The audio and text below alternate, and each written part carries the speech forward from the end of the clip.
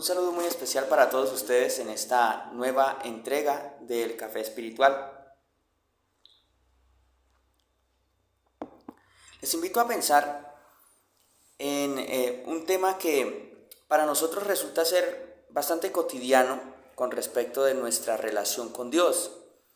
Y es el tema de la providencia, entendida desde el punto de vista de el excesivo o la excesiva confianza en el milagro, la excesiva confianza en la presencia de Dios, o más bien la acción de Dios en nuestra vida cotidiana. Para nosotros los cristianos, Dios realmente hace parte de nuestra vida. Dios realmente hace parte de nuestras acciones, se hace presente en la creación, se hace presente en la historia, se hace presente en la realidad concreta que cada uno de nosotros está viviendo. Pero no podemos o no estamos llamados, no es aconsejable, no es bueno exagerar esa presencia o exagerar esas acciones de Dios en medio de nosotros, porque pues tendemos o podríamos caer en el peligro de considerar a Dios simplemente como un milagrero, como un interventor constante de las cosas, sin el cual no podría en últimas nosotros surgir como personas, no podríamos nosotros desarrollar nuestras realidades, nuestras facultades, y tampoco el mundo podría entonces andar con las mismas capacidades que Dios al crearlo le ha dado. Por eso la teología y también la espiritualidad cristiana intenta explicar el tema de la providencia no como una intervención, no como un Dios intervencionista de todas las cosas, sino más bien como una presencia que faculta, una presencia que posibilita el hecho de que nosotros y las criaturas, desde sus facultades, desde, como dice el libro de Génesis, según su misma especie, es decir, según las mismas capacidades que le son inherentes a cada criatura, existir. ¿Sí? Entonces, podríamos determinar la providencia desde dos perspectivas. La primera, desarrollada mucho en el ámbito de la teología medieval, es el hecho de que nosotros afirmamos que Dios nos sostiene. Eso no quiere decir que nosotros no podamos actuar desde nuestra propia libertad y con nuestras propias facultades. Sencillamente que Dios es el que posibilita el hecho de que nosotros sigamos existiendo, porque nuestro ser, nuestra existencia, lo que nosotros somos, tiene su origen en Él, tiene su origen en Dios. Dios es el que constantemente nos está proporcionando la posibilidad de ser, la posibilidad de existir. Entonces es como si nosotros pensáramos, digamos, de forma un poco imaginaria, que estamos sobre una plataforma y la plataforma es el ser. Esa plataforma no se sostiene sola, quien la sostiene es Dios. Pero dentro de ella misma nosotros estamos llamados a desarrollar nuestras facultades, nosotros los seres humanos y todas las criaturas en sí mismas. Entonces, primera posibilidad de afirmar la providencia divina. La segunda tiene que ver con esta, y es que Dios no interviene como un padre sobreprotector, sino como un padre amoroso. Y el padre amoroso permite que su hijo pueda aprender incluso de sus errores, incluso de sus situaciones difíciles, para que después, en el fortalecimiento de su ser, aprendiendo de esas realidades, pueda entonces ser mejor, pueda entonces crecer, promover su misma realidad.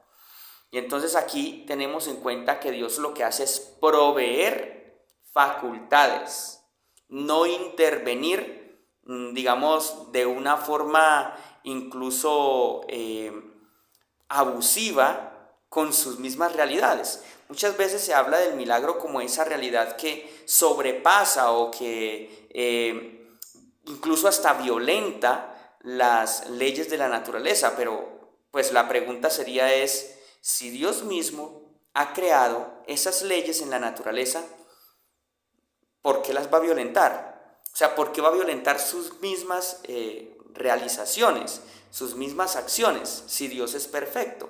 ¿Qué pasa ahí? Entonces, una de las respuestas importantes con respecto de esto es que Dios lo que hace es proveer las facultades.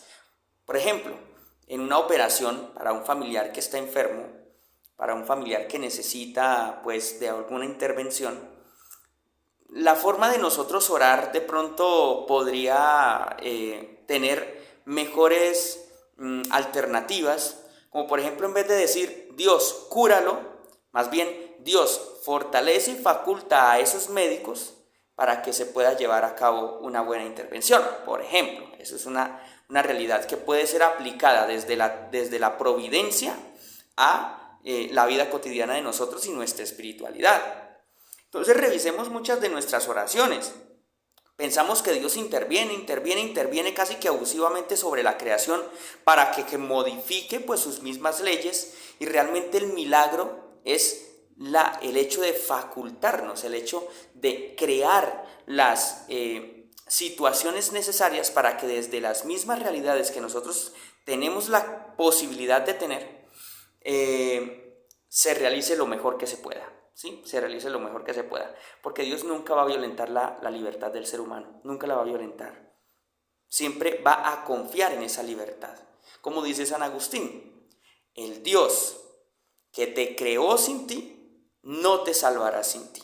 ¿Sí? Entonces, ese es un elemento muy importante que también nos puede servir a nosotros en nuestra oración cotidiana, en nuestra espiritualidad cotidiana, en el hecho mismo de aconsejar a algunas personas que dicen, o que nosotros mismos hemos dicho, ¿por qué Dios no me da el número pues de la lotería para yo ganármela y ser millonario? ¿Por qué Dios no me da un carro, no me da una casa? Ojo, lo que tienes que pedir es la inteligencia dentro del contexto de la providencia divina, para que ya existiendo, desde la primera perspectiva que hablábamos, y ya facultándote a ti para que tomes las mejores decisiones, segunda perspectiva de la providencia, entonces se puedan realizar cosas mejores, entonces puedas tener oportunidades mejores, entonces puedas optar por decisiones mejores, por caminos mejores, por realidades mejores, ¿sí? Para que en las equivocaciones también el Dios que está a nuestro lado nos fortalezca en nuestras capacidades y poder salir de las mismas, y poder tener inteligencia, entendimiento, voluntad para poder hacer las cosas bien. Y no esperar a que todo nos caiga del cielo como un milagro. No esperar a que todo se solucione casi que teniendo en cuenta a un Dios mágico, o a un Dios mago, o a un Dios brujo, en donde sencillamente todo aparece por arte de magia. Hay realidades que pues la verdad se nos salen de las manos, o se nos sale de la posibilidad de entendimiento. Esas realidades pues están ahí, pero lo que nosotros debemos constantemente estar esperando no es que nos caiga del cielo por obra de milagro o de magia, sino actuar. Ese es el sentido propio del Evangelio, el hecho de que nos pongamos en acción, porque ya tenemos las capacidades necesarias. Primero tenemos el ser, estamos en el ser, existimos por obra de Dios, y segundo, Él mismo nos ha dado las capacidades para que nosotros andemos. Entonces, es el papá que acompaña, no es el papá que es intervencionista y que no nos deja hacer nada, porque pues todos nos lo hace, y pues eso no desarrollaría nuestro ser como humanos, como criaturas, como hijos de Dios. Que Dios los bendiga y que sigan disfrutando de este café espiritual.